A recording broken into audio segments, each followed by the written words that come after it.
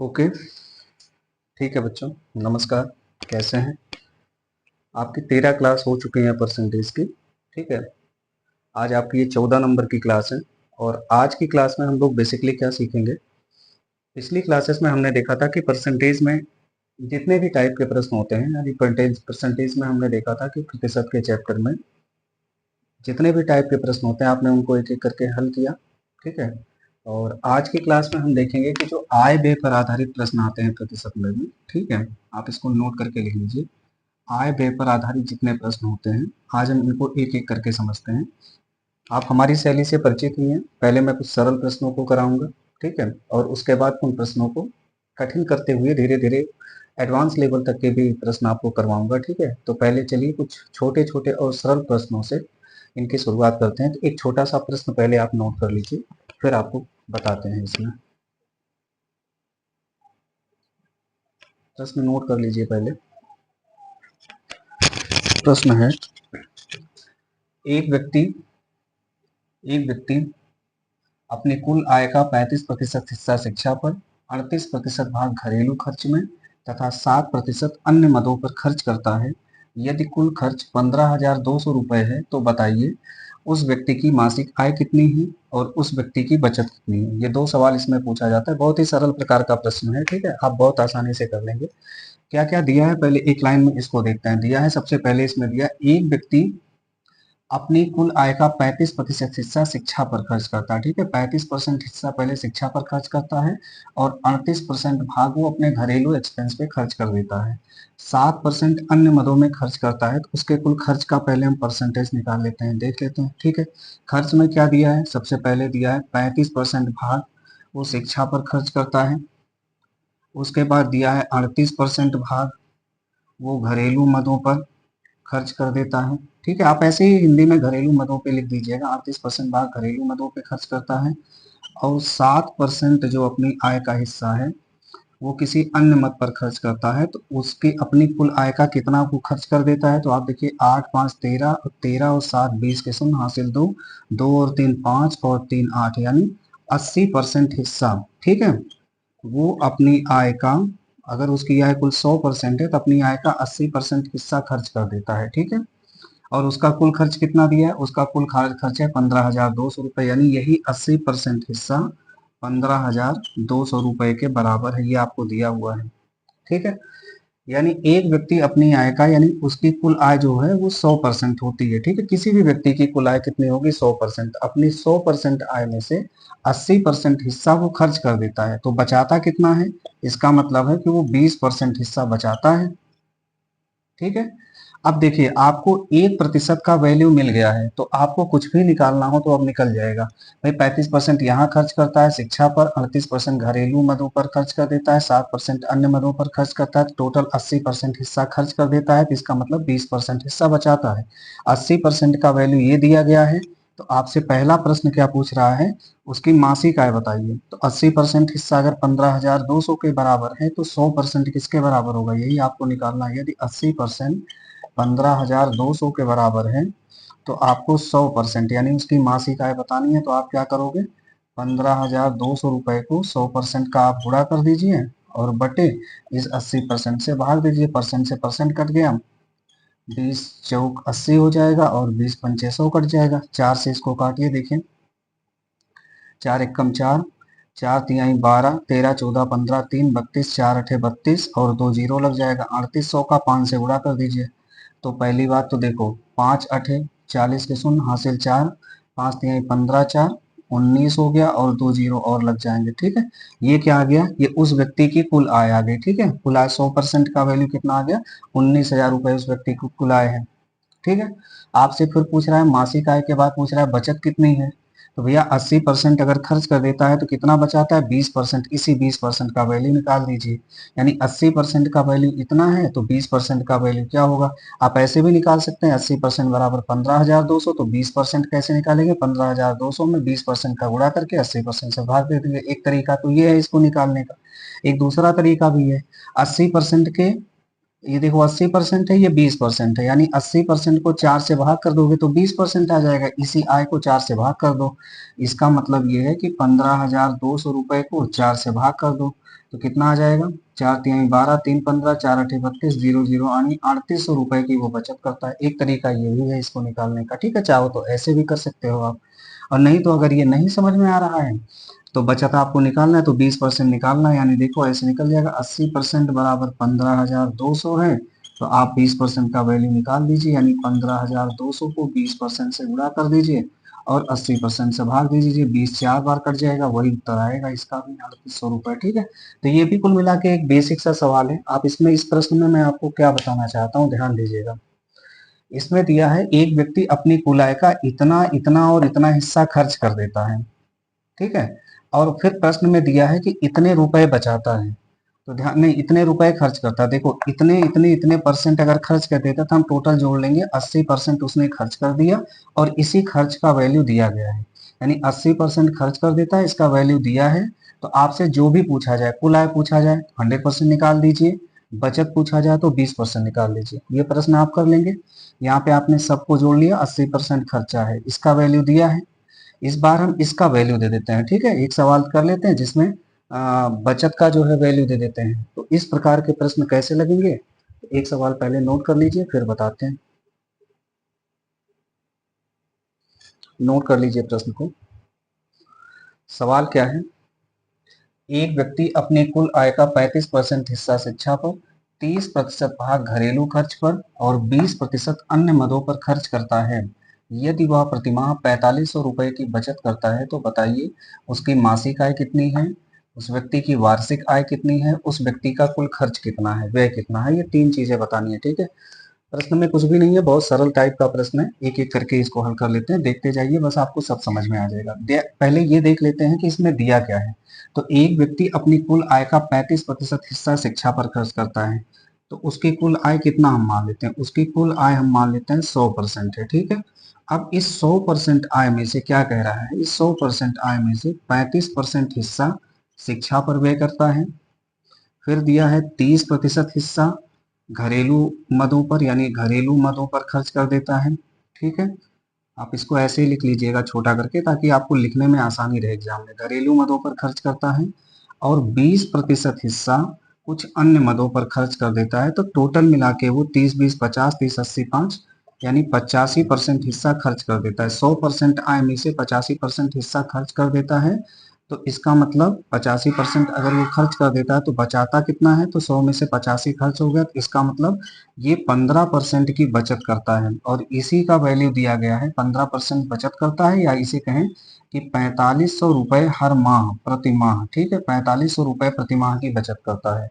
आपको मिल गया 1% का वैल्यू मिल गया। जब 15% बराबर 4500 है तो आपसे पूछेगा मासिक आय, तो 100% की वैल्यू निकाल दीजिए।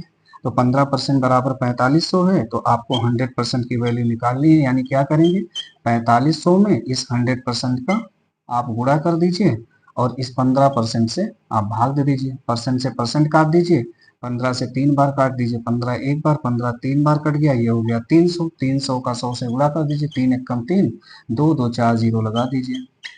30,000 रुपए उस व्यक्ति की मासिक आय है। अगर इसी सवाल को फिर वार्षिक पूछा जाए, एक महीने में 30,000 रुपए कमाता है तो एक साल में कितना कमाएगा? इसी को 12 से गुणा कर दिए, 12 तिहाई 36,000 रुपए प्रति वर्ष वो कमाएगा। भाई एक महीने में 3,000 कमाता है तो 12 महीने में 12 तिहाई 36,000 रुपए कमाएगा। अच्छा, तीसरा सवाल आपसे क्या पूछा गया है ये देख लेते हैं। दिया है उसका खर्च बताना है, तो भैया देखो 100% आए थे, उसमें से हमने सबको जोड़ लिया तो पता चला 85% रुपए खर्च कर देता है। 15% बचाता है, इसका वैल्यू दिया। जब 15% बराबर 4500 है तो खर्च कितना करता है? 85%। 85% का वैल्यू निकाल दीजिए। जब आपको दिया है ऑलरेडी 15% बराबर है 4500 के, तो आपको 85% का वैल्यू निकालना है, यानी यही कुल व्यय है।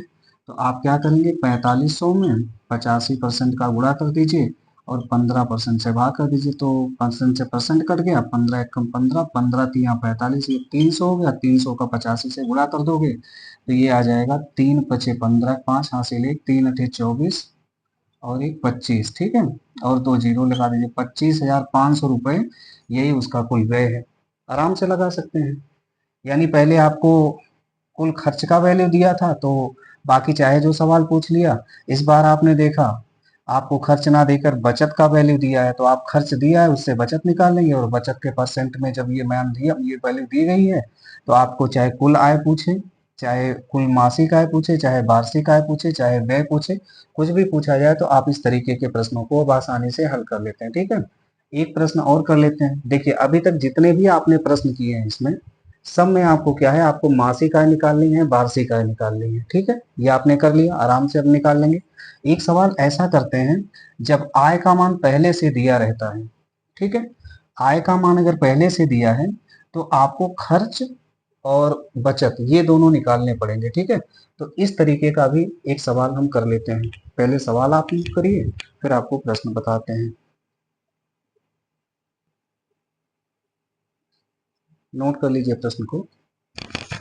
ठीक है, नोट कर लिया होगा आपने।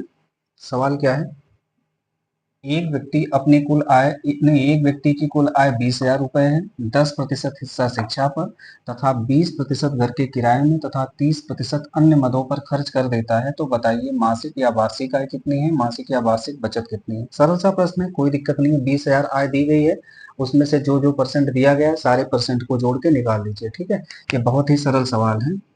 इसमें आय इस बार पहले से दी गई है, आय कितना दी गई है, 20,000 रुपए, और उसमें खर्च का जो परसेंटेज दिया है अब वो लिख देते हैं 10% हिस्सा अपनी कुल आय में से 10% हिस्सा वो शिक्षा पर खर्च करता है, 20% हिस्सा वो घरेलू मदों पर खर्च कर देता है, नहीं किराए पर खर्च कर देता है, किराए पर खर्च कर देता है, और 30% हिस्सा कुछ अन्य मदों पर खर्च कर देता है। तो टोटल उसका 30, 20, 50, 10, 60 यानी 60% हिस्सा वो क्या कर देता है, एक तरीके से व्यय कर देता है। तो अपनी कुल आय का 60% हिस्सा खर्च कर देता है तो बचाता कितना है, यानी 40% अपनी आय का वो बचत करता है। ठीक है, अब आप देखिएगा उसकी कुल आय 20,000 रुपए है, उसमें से 60% खर्च कर देता है और कुल आय का 40% बचत करता है। तो पहले आपसे पूछा गया है व्यय निकाल लेते हैं।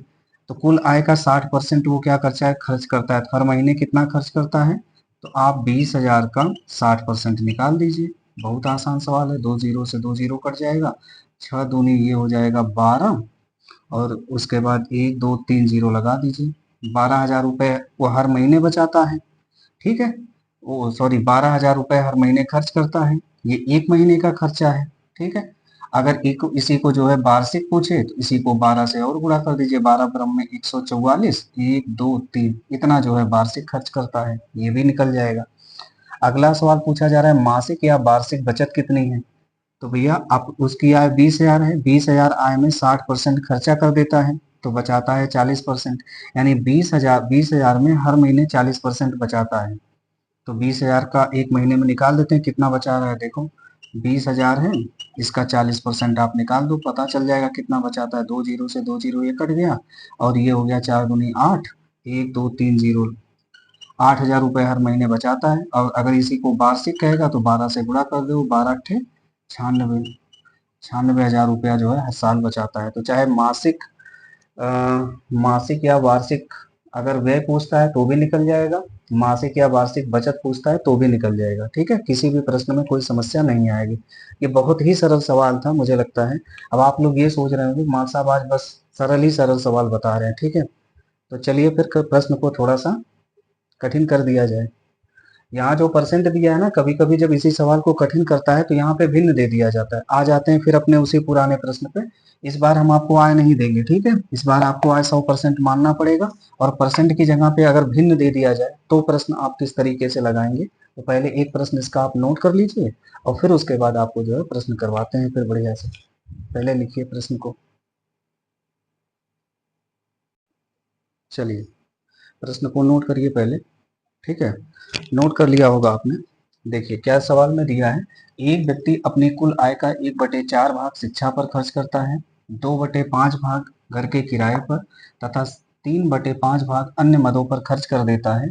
यदि वह व्यक्ति प्रतिमाह 2,000 रुपए की बचत करता है तो बताइए उस व्यक्ति की मासिक या वार्षिक आय कितनी है और मासिक या वार्षिक व्यय कितना है। ठीक है, मतलब एक महीने में कितनी उसकी आय होती है, फिर एक साल में कितनी होती है निकाल देंगे, फिर एक महीने में कितना खर्च होता है उसी को 12 से गुणा करके उसका वार्षिक खर्च कितना है ये भी निकाल देंगे। ठीक है, दोनों प्रश्नों को कैसे लगाएंगे एक एक करके समझ लीजिए। इनको समझने से पहले आपको पहले भिन्न के कुछ बेसिक जो कॉन्सेप्ट हैं उनको भी समझना पड़ेगा। देखो, एक व्यक्ति की जो कुल आय है अगर प्रतिशत दिया हो तो ठीक है, प्रतिशत अगर दिया हो तो कुल आय को आप 100% मानेंगे, लेकिन अगर भिन्न दिया हो तो कुल आय को आप मान लेंगे एक भाग माना जाता है। ठीक है, यक्स मत मानिएगा। अगर प्रतिशत में सवाल है तो कुल आय को 100% मानेंगे, अगर भिन्न में प्रश्न दिया है तो पूरी आय को क्या है एक भाग मान लेंगे। ठीक है, पहली चीज क्लियर हो गई। मान लेते हैं व्यक्ति की कुल आय एक भाग है, इस एक भाग का कहाँ कहाँ खर्च करता है। देखिए, इस एक भाग का 1/4 हिस्सा वो खर्च कर देता है शिक्षा पर, 2/5 हिस्सा ठीक है वो खर्च कर देता है किराए पर, और 3/10 हिस्सा वो खर्च कर देता है अन्य मदों पर। ठीक है, तो आप ये बताइए वो कितना भाग, इस एक भाग का कुल कितना भाग उसने खर्च कर दिया। इन तीनों भिन्नों को हमें जोड़ना पड़ेगा, तो इसके लिए हमें करना पड़ेगा 1/4 प्लस 2/5 प्लस 3/10। ठीक है, तो 4, 5 और 10 का लासा कितना होगा।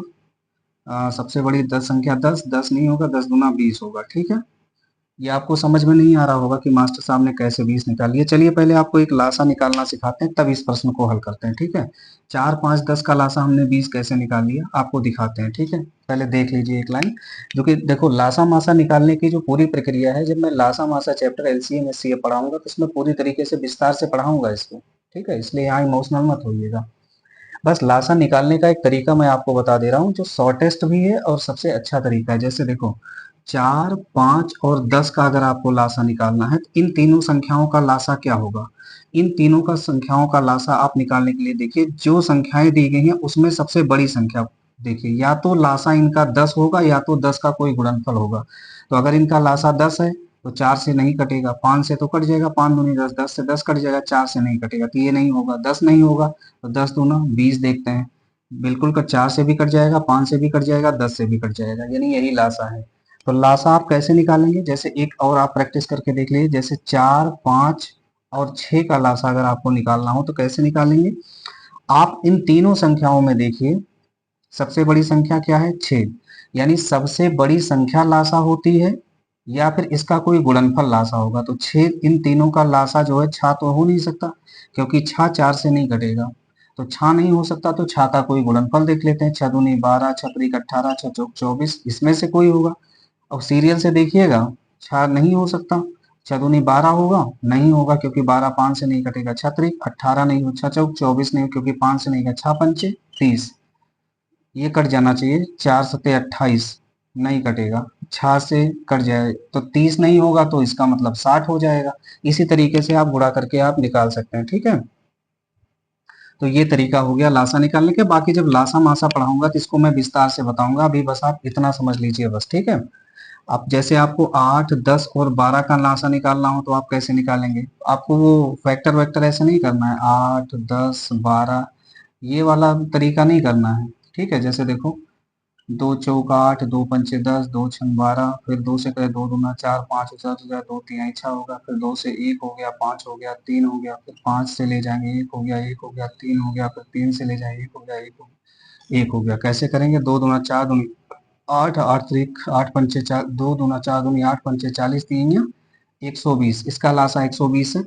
अब देखिए इस तरीके से जब निकालेंगे 8, 10, 12 से निकालेंगे तो कैसे निकलेगा, सबसे बड़ी संख्या 12 है तो 12 का कोई गुणनफल ले लीजिए, 12 एकम 12 नहीं होगा, 12 दूना 24 नहीं होगा, 12 तिया 36, 12 पंच, तो 12 के गुणनफल में 120 आएगा, वही होगा। ठीक है, इस तरीके से आप जब इसको प्रैक्टिस करेंगे तो आसानी से आप इसको निकाल लेंगे। ठीक है, तो चलिए अभी इसका लासा निकालते हैं और भिन्न को हल करके देखते हैं। 4, 5, 10 का लासा कितना होगा, सबसे बड़ी संख्या 10 है तो 10 नहीं होगा, 10 दूना 20 होगा, तो 4 पंचे 20, 5 एकम 5 ये हो गया, प्लस 5 चौक 20, 4 बार गया, 4 का 2 से गुणा करो, 4 दूनी 8, 10 दूना 20। ठीक है, 10 दूना 20, 2 बार गया, यहाँ 2 से गुणा करो, यहाँ 6 हो गया, इसका मतलब कितना आ गया, 8 6 14 5, एक सेकंड रुक जाइएगा, कहाँ गलत हो रहा है।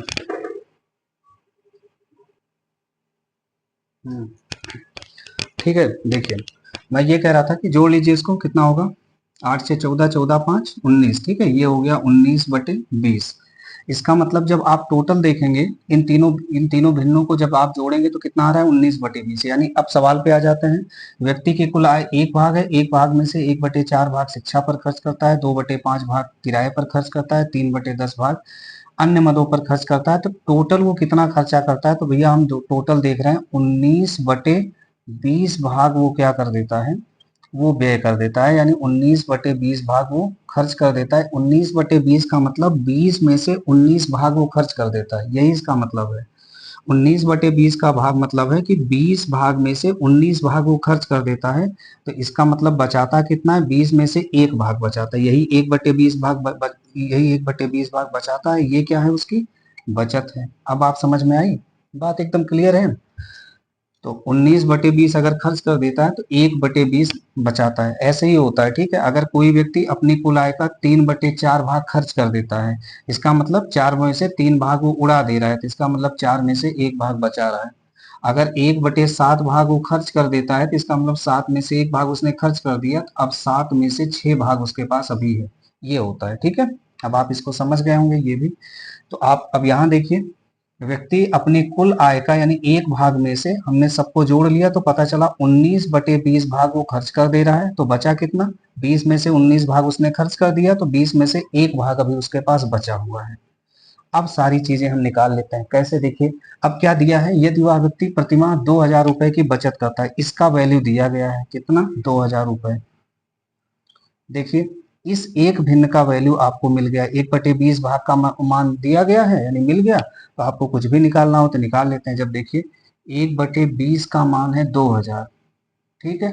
तो आपसे क्या क्या पूछा जा रहा है, पहले मासिक आय निकाल लीजिए। आय एक भाग होती है, ठीक है। पूरी आय मतलब एक भाग होती है। जब 1/20 का वैल्यू 2,000 है, एक भाग का वैल्यू क्या होगा, 2,000 में एक से गुणा कर दीजिए और 1/20 नीचे आ जाएगा। अब 20 ऊपर जाएगा। अगले स्टेप में क्या कर दीजिए, 2,000 गुणे ये 20 ऊपर कर दीजिए, बटे एक हो जाएगा। ये उत्तर इसका कितना आ जाएगा, 2 दूना 4, 3 और एक 4 0, मतलब 40,000 रुपए ये आय आ गई।